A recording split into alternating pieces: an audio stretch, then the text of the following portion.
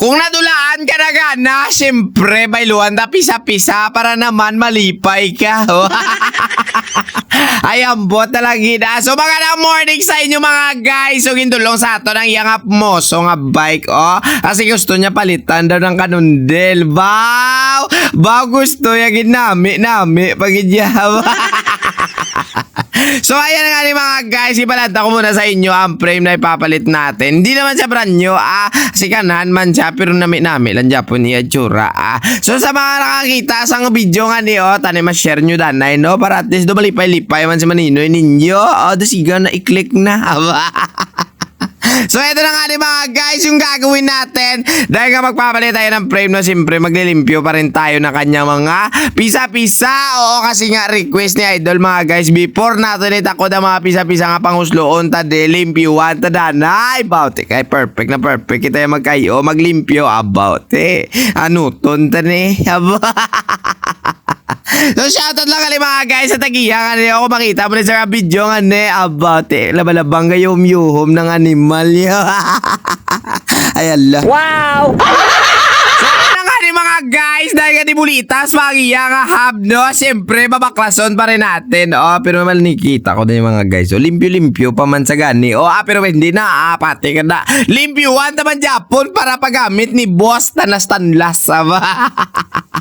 So, padayon tayo mga guys, no? Siyempre, bago natin mga guys, kuskusan ang yung mga kiki. Palanta muna natin sa inyo. Tanan niya panginangukas ta. Para at least may ambal mga musakon.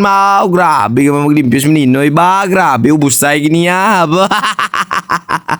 Oo mga guys, ganyan talaga tayo maglimpyo na mga pisa-pisa para at least kung kamo ganun maglimpyo, may i-compare man kamo blamambal ka ako niya ikwig ko kay Ninoy limpyo-limpyo dapat sa sunod. Amo man ikalimpyo dapat. So ito na nga ni mga guys, finally natapos na nalimpyuan. Magbubutang muna tayo na papalanlog. Siyempre para tanla sa gamiton Ande pareha blas sa ginubra sang ibanda. Wala ging butangan grasa. Tapos damo-damo kumod pa kay damo-damo igko kuno. Agay, ano ni mo man? Nagmekaniko ka pa. Ayun di puta.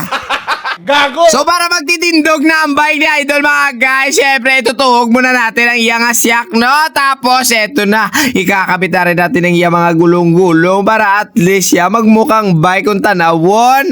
Ganyan tayo mag-ubra So ito nga ni mga guys, no, dahil nga 29er si Idol at 9 speed pa, ikakabit na rin natin ang kanyang front driller. Tapos hindi talipatan ang iyang butong bracket, kaya hindi ta na karon magulo ang iya karon nga crankset. Tapos butangan mo na papadanlog para maglibot sa gane. Agay, tanglas ayun di puta. So ari na ba, lapit na kita matapos mga guys, crankset na lang ba? Makita nyo na kitang dagway sa nga ako inubra. Quality! Walang masabi. Ano mambal mo? Wala ay. Ate ako ya. Yan po ta.